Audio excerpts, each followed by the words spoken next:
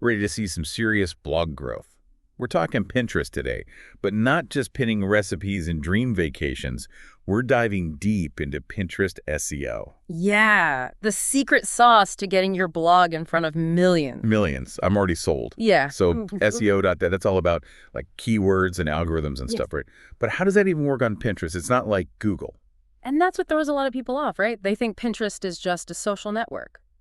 But honestly, it's a powerful search engine in disguise. Okay, so explain it to me like I'm 5. Hmm. How is Pinterest a search engine? Well, think about it. When you go on Pinterest, what are you actually doing? Looking for inspiration.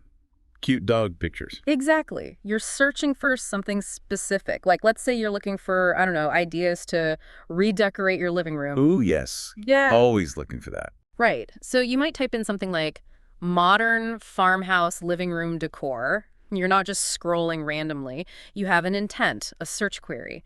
And Pinterest, just like Google, is trying to give you the most relevant results. So it's all about the keywords people are typing in, like modern farmhouse and all that. Absolutely. Keywords are huge, just like with Google SEO.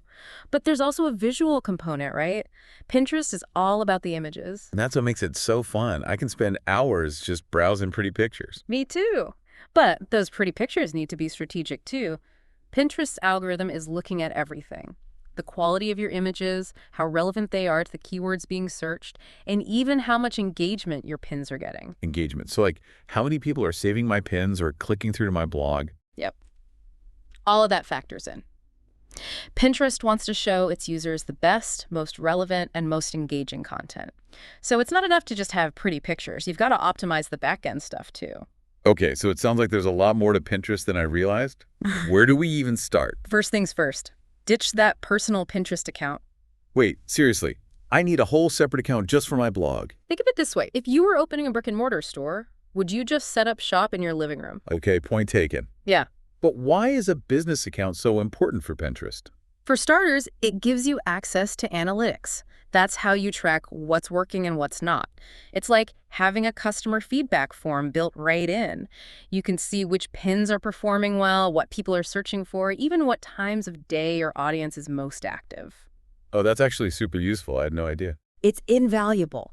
Plus, a business account lets you run ad campaigns. So if you really want to level up your Pinterest game, it's a must-have. Okay, I'm convinced. No more personal account for me. Business time.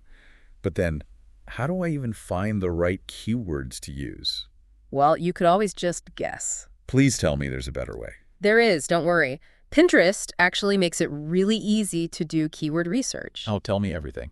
The simplest way is to just use the Pinterest search bar. It's like magic. Start typing in a general term related to your niche. Let's stick with that living room decor example. Okay, so I'd type in like living room ideas. Exactly. And as you're typing, watch what suggestions pop up below the search bar. Those are real keywords that people are searching for on Pinterest right now. So Pinterest is basically handing us the keywords on a silver platter. I love it. It's like they want us to succeed. And that's just one way to find keywords. There are a bunch of other tricks we can talk about too. Okay, but hold on. Before we get ahead of ourselves, we just talked about how important those visuals are. Yeah. So how do we create pin images that will stop people mid-scroll? Okay, so we've got our Pinterest detective hats on. We're using the search bar. And those suggestions are giving us some great keyword ideas. What else can we do? Don't close that search bar just yet. Once you've done a search, scroll down a bit. You'll see a section for related searches. Oh, yeah. I've seen that, but I never really paid attention to it. Big mistake. It's a goldmine of keyword ideas.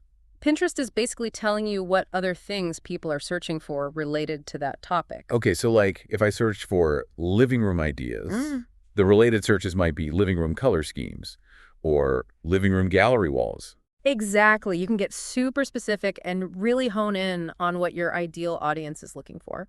This is awesome. I feel like I'm uncovering all these secret Pinterest strategies. And here's another one for you. Have you ever heard of Pinterest Trends? Maybe. It rings a bell, but I'm not sure. It's a feature on Pinterest that shows you what's trending on the platform in real time. It's like Google Trends, but specifically for Pinterest. Okay, so like if everybody's suddenly obsessed with, I don't know, vintage mushroom decor. Which, let's be real, could totally happen on Pinterest. Right. So if that's trending, I'd see that on Pinterest Trends, and I'd know to create some pins related to vintage mushroom decor for my home decor blog. You got it. It's a great way to stay ahead of the curve and create content that's relevant to what people are interested in right now. So we've got the Pinterest search bar, related searches, and Pinterest trends. That feels like a lot of keyword research power. Is there anything else? Well, you can always go old school and spy on the competition. Ooh, I like the sound of that. It's not about stealing ideas, of course. It's about seeing what's working for other people in your niche. Go to Pinterest and search for some of your competitors or other popular blogs in your industry. Okay, and then what? Do I just look at their pins?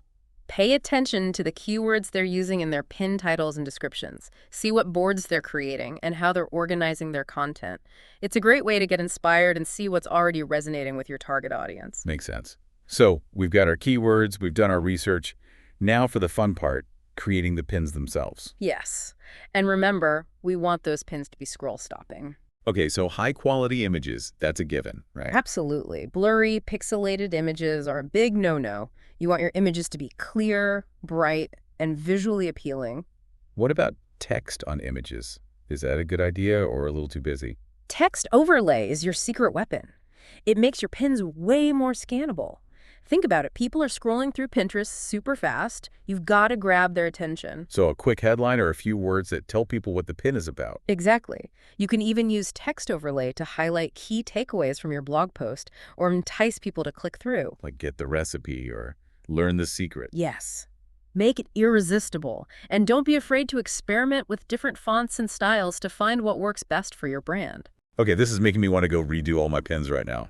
But it's not enough to just have pretty pin, right? We need people to actually click through to our website. You're preaching to the choir. That's where a clear call to action comes in. Like, click here to read more. You got it. Tell people what to do. Don't leave them hanging. And of course, the pin needs to link directly to the right blog post, not just our homepage. Absolutely. Make sure the content on your pin aligns with the content on your blog post. You don't want to trick people into clicking through only to be disappointed when they don't find what they're looking for. Okay, so we've got our pins looking amazing. They're relevant to our keywords. They've got text overlay, a clear call to action, and they link directly to the right content. Anything else? I feel like we're covering all the bases here. Almost. We can't forget about boards. Those are crucial for organizing your content and making it easy for people to find what they're looking for. Boards. Yeah, I was just thinking about this. I've got to admit, I haven't put a ton of thought into my boards. I just kind of pin things as I go. I think a lot of people do that when they're first getting started. But here's the thing. Boards are like the organization system for your Pinterest content. Okay, so like the folders in my email inbox. Got to keep things organized. Exactly. Think of it from the user's perspective. Someone follows you because they love your healthy recipes. They might not be as interested in seeing pins about your recent trip to Napa Valley. Even if the Napa photos are stunning. Even then, it's about relevance. Separate boards for different topics make it easier for people to find what they're looking for and keep them engaged with your content. So instead of just one big board for everything, I should have separate boards for, say, recipes, travel, home decor, and so on. Now you're getting it. And just like with your pins, those board titles and descriptions, prime real estate for keywords. Right. So healthy recipes would be a better board title than just food. Way better. Be specific. And use a mix of broad and long-tail keywords in your board descriptions. Oh, that's a good reminder. I need to brush up on my long-tail keywords. We can do a whole other deep dive on that another time. But for now, just remember that the more targeted your boards are, the better Pinterest can understand what your content is about and who to show it to. This is making so much sense. I feel like I'm finally speaking Pinterest's language. So we've covered a lot of ground here. We've talked about business accounts, keyword research, creating amazing pins, using those pins to drive traffic to our blogs, and now organizing everything with boards. Is there anything else? Am I missing anything? You've got all the essentials. The biggest piece of advice I can give you is to just be patient. Pinterest SEO takes time. Oh, I was afraid you were going to say that. I'm not exactly known for my patience. I get it. But unlike other platforms where you might see results overnight, Pinterest is a long game. It takes time to build up your presence, get your pins seen, and start driving traffic to your blog. Okay, so be patient. Got it. Yeah. Anything else to help ease our impatient hearts as we embark on this Pinterest journey? Don't forget to have fun. Pinterest is such a creative and inspiring platform. Play around with different pin designs, experiment with video, try out new trends. The more fun you have with it, the more your passion will shine through, and the more your audience will connect with your content. That's such a good reminder. It's easy to get caught up in the numbers and the strategy, but at the end of the day, we started our blogs because we love to create, right? Exactly. So keep creating amazing content, keep optimizing it for Pinterest, and watch your blog traffic soar. So to all you blog bosses out there, let's get pinning. Seriously, this deep dive has been a game changer. Time to put all this knowledge into action and watch those page views climb. Until next time, happy pinning, everyone.